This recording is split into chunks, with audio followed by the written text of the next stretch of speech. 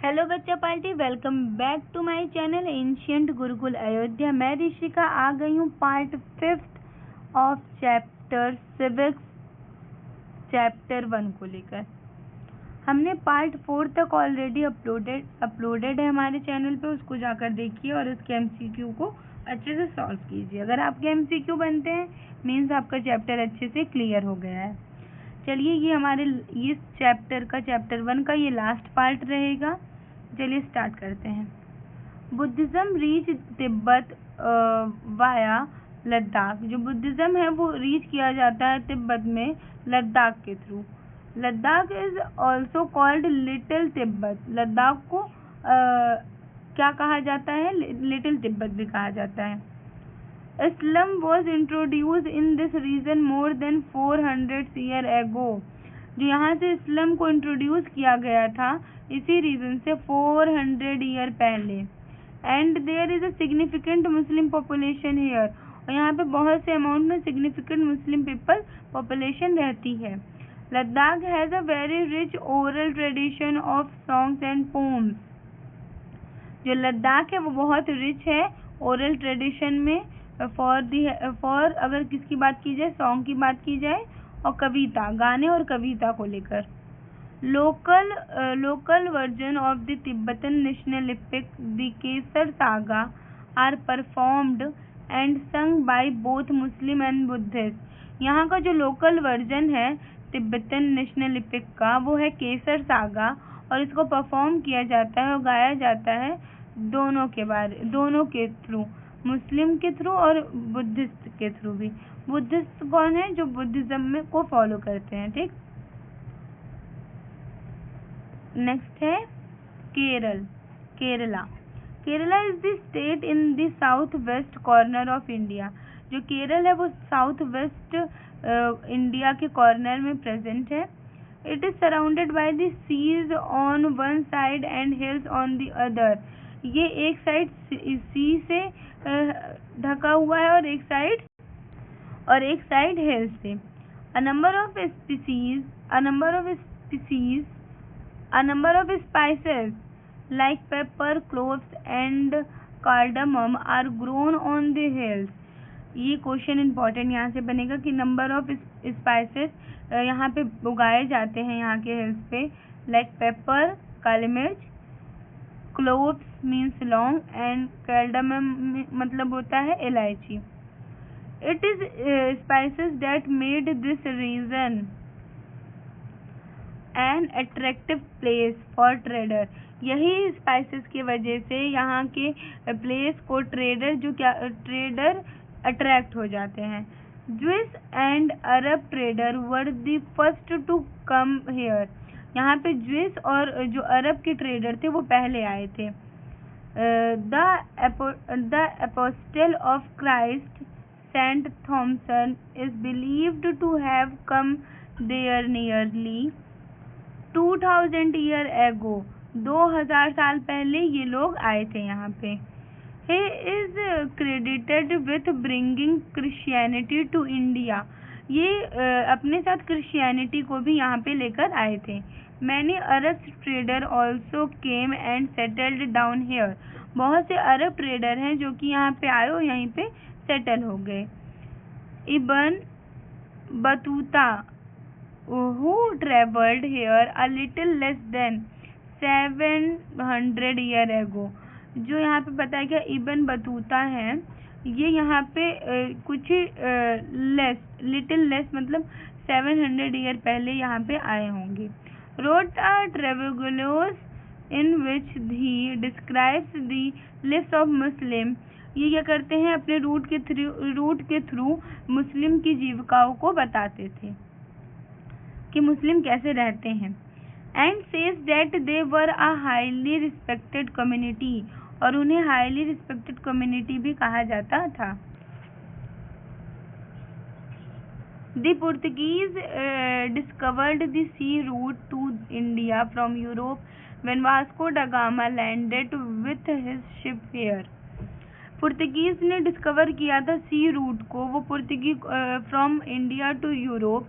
वो कौन थे? वास्को डा गामा जी थे बाय द किसकी हेल्प से उन्होंने किया था? अपने शिप की हेल्प से। वो जहाज से आए वास्को ड गामा जी। यहाँ पे इम्पोर्टेंट है बच्चों, यहाँ से क्वेश्चन बनेगा ही बनेगा। नेक्स्ट चलते हैं। Because of all these various historical influences, people in Kerala practice different religions such as the Jainism, Islam, Christianity, Hinduism and Buddhism. यही वेरियस हिस्टोरिकल इन्फ्लुएंसेस की वजह से जो पीपल हैं लोग के केरल के जो पीपल हैं वो डिफरेंट रिलीजन को फॉलो करते हैं जो कि यहाँ पे हमारे प्रेजेंट हैं। ठीक। The fishing nets used here look exactly like the Chinese fishing nets called the चीना वाला। यहाँ पे जो फिशिंग नेट यूज किया जाता है वो एग्जैक्टली जैसे चाइनीज लोग करते हैं फिशिंग नेट को यूज वैसा ही है और उसे क्या कहते हैं ये लोग? चीना वाला। Even the utensil used for frying is called the चीना चाती। और जो यहाँ पे यूज करते हैं फ्राइंग के लिए यूटेंसिल्स को, बर्तन को, उसको ये क्या कहते हैं? उसको कहते हैं Cheena. And it is believed that the world Cheen could have come from China. और ये जो वर्ल्ड है चीन, ये कहाँ से आया? चाइना से आया।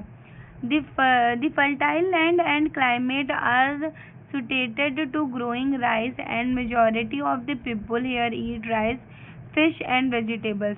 यहाँ का जो सुटेबल क्लाइमेट है जो कि राइस के क्रॉप के लिए बहुत ही ज़्यादा अच्छा है, इसीलिए यहाँ के जो मेजॉरिटी ऑफ द पीपल हैं वो राइस खाते हैं, फिश और वेजिटेबल को खाते हैं अपने सर्वाइव के लिए। नेक्स्ट है While Kerala and Ladakh are quite different in the term of their geographical features and the history of the both releases has been similar cultural influences. जहाँ तक देखा जाए जो केरल और लद्दाख की बात की जाए उनके जो जियोग्राफिकल फीचर हैं उसके टर्म में अगर हम बात करें तो वो टोटली डिफरेंट है। और वहीं हिस्ट्री की बात की जाए बोथ की, दोनों की ही रीजन की, तो वो सिमिलर कल्चर से वो इन्फ्लुएंस हुए हैं। ठीक। Both region were influenced by the Chinese and Arab traders.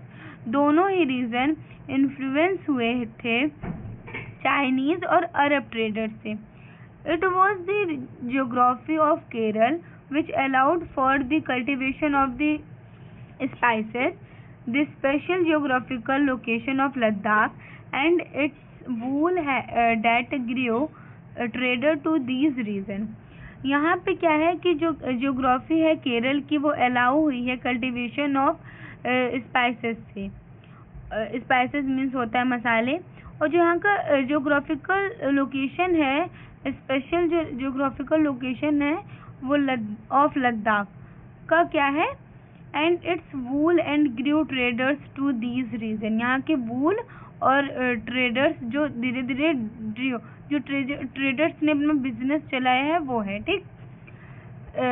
दस history and geography are often tied in the culture of the life of the reason.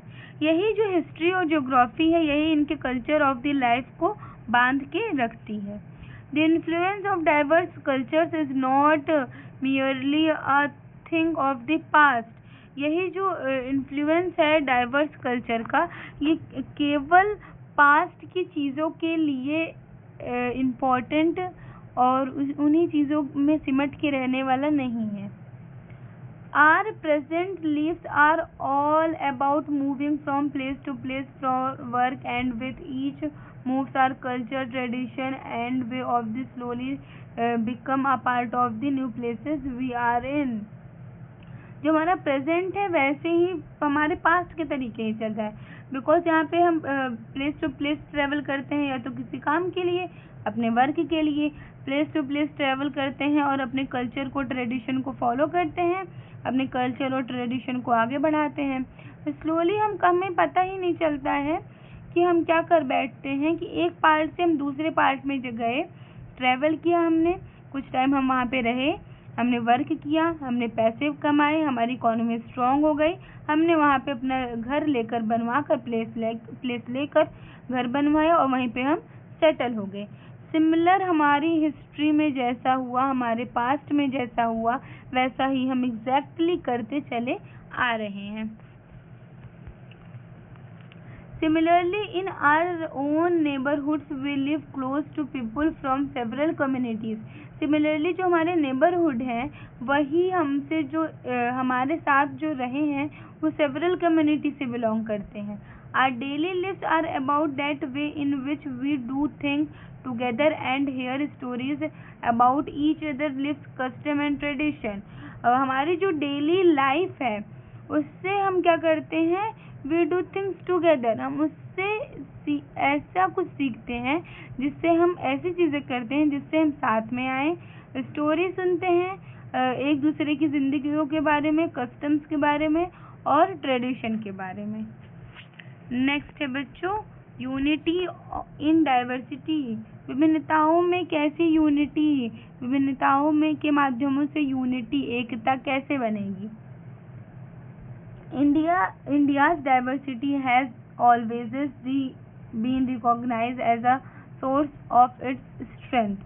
जो इंडिया की डाइवर्सिटी है वो हमेशा रिकॉग्नाइज थी उसके स्ट्रेंथ पे। स्ट्रेंथ ही उसका सोर्स था और है भी। When the British ruled India, women and men from different culture, religions and religion background came together to oppose them. जब ब्रिटिश रूल कर रहे थे इंडिया पे, तो जो वहाँ के मेन वुमेन थे वो क्या करते थे? वो डिफरेंट कल्चर से थे, रिलीजियस से थे और रीजन से भी थे, बैकग्राउंड रीजन के भी थे। वो क्या कर रहे थे? वो एक साथ में आकर उनका अपोज कर रहे थे। तो यहाँ पे यूनिटी हमने देखी। India's freedom movement had thousands of people of different background in it. अलग अलग जाति धर्म के लोग, हजारों लोग, जब हमारा देश आज़ाद होने के मूवमेंट पे चल रहा था, हमारे देश को आज़ाद होने के लिए बहुत से मूवमेंट चलाए गए थे और उसमें अलग अलग जाति धर्म के लोगों ने पार्टिसिपेट किया। तो यहाँ पे यूनिटी हमने देखी। They work together to decide joint action. वो एक साथ वर्क करते थे और डिसाइड करते थे एक्शन लेने के लिए। They went to jail together. वो साथ में जेल भी जाते थे। यूनिटी दिख रही है। And they found different way to oppose British. वो डिफरेंट तरीके ढूंढते थे कि वो कैसे ब्रिटिश का अपोज कर सके। Interestingly the British thought they could divide India's. और यहीं से एक इंटरेस्ट बात पता चली कि जो ब्रिटिश थे वो क्या कर रहे थे? वो इंडिया को डिवाइड कर रहे थे। उन्होंने डिवाइड कर दिया because they were so different, क्योंकि वो जानते थे कि ये बहुत ही ज़्यादा, अगर ये अलग हो जाएंगे and then continue to rule them, तो हम इन पे रूल कर पाएंगे। तो वो उन पे रूल करने लगे। But the people showed how they could be different and yet be united in their battle against the British. पर लोग क्या हुए? डिफरेंट होकर भी एक साथ यूनिटी में रहे और ब्रिटिश के अगेंस्ट में उन्होंने वॉर बैटल की।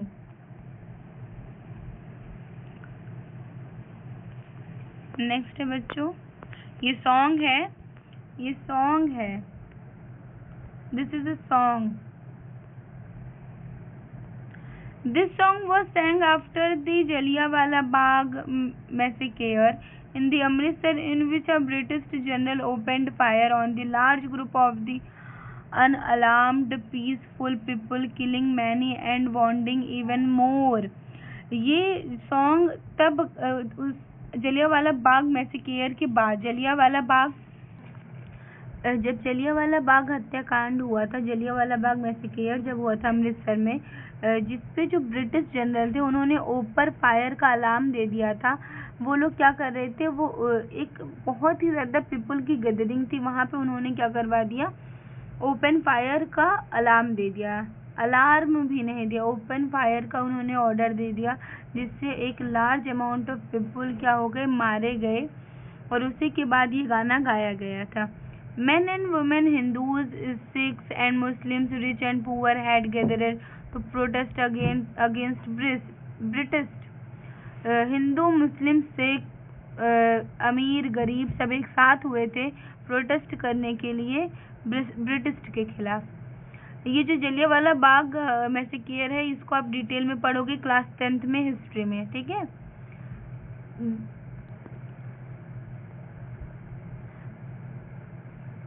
This song was composed and sung to honor the memory of those brave people. और ये सॉन्ग गाया जाने लगा उनको श्रद्धांजलि देने के लिए जो पीपल ब्रेवली मारे गए थे। यहाँ पे मीन्स उन्होंने अपने देश के लिए अपना बलिदान दे दिया।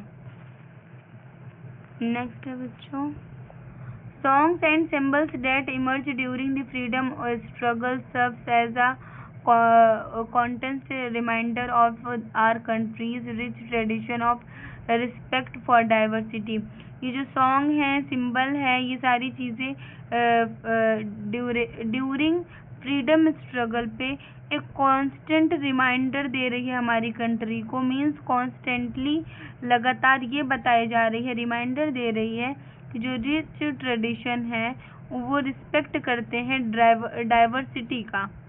डाइवर्सिटी की क्या करते हैं, रिस्पेक्ट करते हैं। Do you know the story of the Indian flag? क्या आप जानते हो स्टोरी इंडियन फ्लैग की? It was use as a symbol of the protest against the British by people everywhere. इसको यूज, ये एक सिंबल है जिसे यूज किया जाता था ब्रिटिश के खिलाफ प्रोटेस्ट करने के लिए बाय पीपल के द्वारा सब जगह।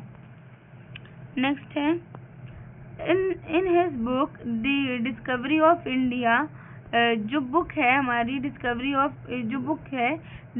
Of India, Jawaharlal Nehru says that India's unity is not something imposed from the outside but rather. Jawaharlal Nehru ने कहा कि जो इंडियन की यूनिटी है वो केवल इम्पोज करने के लिए नहीं है बाहरों वालों को। इन्होंने कहा it was something deeper and within its fold. इन्होंने कहा इसमें कुछ गहराई है। The widest tolerance of belief and custom was practices and every variety acknowledged and even encouraged। यहाँ पे बताया जा, जवाहरलाल नेहरू ने कहा कि जो इंडियन जो यूनिटी में रहते हैं, वो गदर रहते हैं एक साथ, वो ये नहीं है कि वो केवल बाहरों वालों को डराने के लिए, उनके अंदर कुछ गहराई है। वो कोई चीज़ों को, अगर कुछ चीज़ों को ठान लेते हैं तो वो उसी पे बिलीव करते हैं। वो ये सोचते हैं कि हम अगर यूनिटी में रहेंगे तो हम कुछ भी कर सकते हैं, हमारे लिए कोई भी चीज़ इम्पॉसिबल नहीं है, किसी भी चीज़ को हम करने के लिए करेजेबल हैं। और यही चीज़ें नेहरू जी ने हमारी इसमें कही है। It was Nehru who coined the phrase unity in diversity. Nehru ने एक फ्रेज कहा, यूनिटी इन डाइवर्सिटी, एकता में विभिन्नता। टू डिस्क्राइब द कंट्री को डिस्क्राइब करने के लिए। यहाँ से भी क्वेश्चन अराइज होगा बेटा। यहीं पे हमारा ये जो चैप्टर है वो फिनिश होता है। और ये बॉक्स पढ़ लीजिएगा, इम्पोर्टेंट है कि नेशनल एंथम किसने कंपोज किया था? रविन्द्रनाथ टैगोर जी ने किया था, ठीक। और is another expression of the unity of India, और ये दूसरा तरीका था कि इंडिया को यूनिटी में रखा जाए। इंडिया जो है वो यूनिटी में था। यहीं पे ही ये चैप्टर फिनिश होता है। बहुत ही अच्छा चैप्टर था, इंटरेस्टिंग था। हमने इसमें पढ़ा कि हमारी हिस्ट्री में क्या हुआ, कुछ हमने हिस्ट्री के बारे में पढ़ा, कुछ हमने सिविक्स के बारे में पढ़ा, पॉलिटी के बारे में पढ़ा। बहुत सी चीज़ें हमने इस चैप्टर में सीखी हैं। और यहीं पे हमारा चैप्टर कंप्लीट होता है। नेक्स्ट चैप्टर आप बताएंगे कि कौन सा लेकर आना है, जिसके लिए आप बहुत एक्साइटेड हैं। Thank you. मिलते हैं नेक्स्ट पार्ट में नेक्स्ट चैप्टर के साथ। जाते जाते वीडियो को लाइक, चैनल को subscribe and bell icon press करना मत भूलिएगा। अपने फ्रेंड्स के साथ शेयर कीजिए। इस चैप्टर का जैसे ही MCQ आ जाएगा आप उसको सॉल्व करेंगे और आपका चैप्टर पूरी तरीके से कवर अप हो जाएगा। आपकी एक बिल्डिंग बिल्ड हो जाएगी कि जिससे आपको ये चैप्टर अच्छे से समझ में आ गया है। इसके जो एक्सरसाइज हैं, बैक एक्सरसाइज क्वेश्चन है, अगर आप चैप्टर अच्छे से पढ़ेंगे तो ये आप एकदम नॉर्मली अच्छे से आप इससे अंडरस्टूड हो जाएंगे।